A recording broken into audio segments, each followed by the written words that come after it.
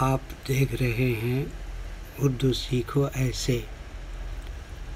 आज आप सीखेंगे हिंदी का अक्षर गा के लिए उर्दू में कौन सा अक्षर है जो गा के लिए आता है और गा की जगह लिखा जाता है। तो गा के लिए उर्दू में आता है गाफ। तो ये है उर्दू का गाफ जो हिंदी के गा के लिए इस्तेमाल होता है और इंग्लिश के जी की जगह इस्तेमाल होता है। अच्छा, जब गाफ अकेला होगा तो उसकी इमेज और शक्ल सूरत यही रहेगी, या जब ये किसी शब्द का आखिरी अक्षर गाफ है तो भी पूरा लिखा हुआ रहेगा ऐसे ही। लेकिन जब किसी शब्द के शुरू में या बीच में आ रहा है तो इसकी शक्ल थोड़ी सी बदल जाती है, जैसा कि आगे आप देखें। और इसको लिखने के लिए मोबाइल के उर्दू कीबोर्ड पर ऐसे ही लिखा हुआ है। जब आप उसको टच करेंगे तो स्क्रीन पर यही शक्ल और इमेज बना हुआ आएगा। ठीक है। यह चिन्ह जो आप देख रहे हैं इसको ज़बर कहते हैं। यह चिन्ह भी मोबाइल के उर्दू कीबोर्ड पर बना हुआ है। जब आप इसको टच करेंगे तो यही इमेज स्क्रीन पर आएगा। जब गाफ पर ज़बर लगेगा तब हिंदी का गा बनेगा। ज़्यादातर उर्दू वाले बगैर ज़बर के ही गाफ को गा की जगह इस्तेमाल करते हैं, जो कम पढ़े लिखे और ख़ास तौर पर नए उर्दू सीखने वालों के लिए परेशानी की वजह होती है कि इसको गा और गी भी पढ़ते हैं, जिससे शब्द का सही उच्चारण नहीं हो पाता है। इसलिए ज़्यादा अच्छा है कि हम ज़बर ज़रूर लगाएं, और ज़बर हमेशा अक्षर के ऊपर ही आता है। तो ये है उर्दू का गा जो हिंदी के गा के लिए आता है और लिखा जाता है।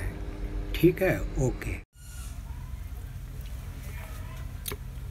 आज हमने जो सीखेंगे वो हिंदी का कौन सा अक्षर है, गा। कि गा के लिए उर्दू में क्या आता है और कैसे लिखा जाता है। तो गा के लिए उर्दू में ये अक्षर है गाफ। क्या है उर्दू में? इसका क्या नाम बताया हमने? गाफ।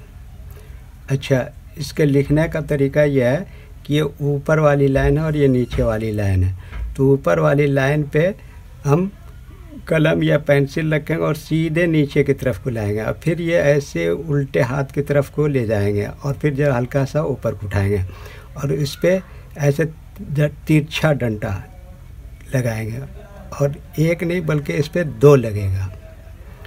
और ये क्या है? काफ। तो काफ और गाफ दोनों एक ही जैसे बनावट का और एक ही जैसे शक्ल का है, लेकिन यह है कि काफ में एक डंडा लगा हुआ है और गाफ में दो डंडे लगेंगे।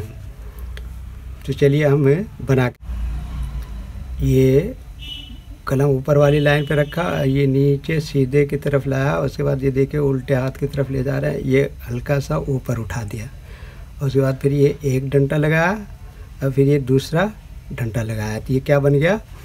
गाफ। और इसी के साथ हम ये जोड़ेंगे ज़बर। इसका क्या नाम है? ज़बर। क्या जोड़ेंगे? ज़बर। तब जाके हिंदी का क्या बनेगा? गा। तो ख़ास तौर से लिखने का ध्यान दीजिए कि किस तरह लिखा जाएगा। ये लाइन पे ले गया, फिर इसके बाद ऊपर ऐसे उठा दिया, ये क्या हो गया? गाफ।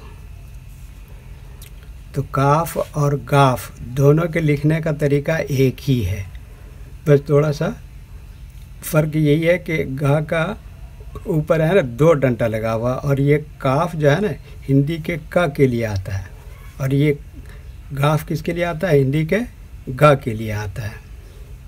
और अगर हम इस पर ज़बर ज़ेर नहीं लगाएंगे तो इसको गाफ को है ना गा गी कू तीनों तरह से पढ़ते हैं या बोलते हैं। तो इसलिए बेहतर यह है कि हम इस पर ज़बर लगा दें ताकि ये बिल्कुल ही हिंदी का लेटर ग बन जाए।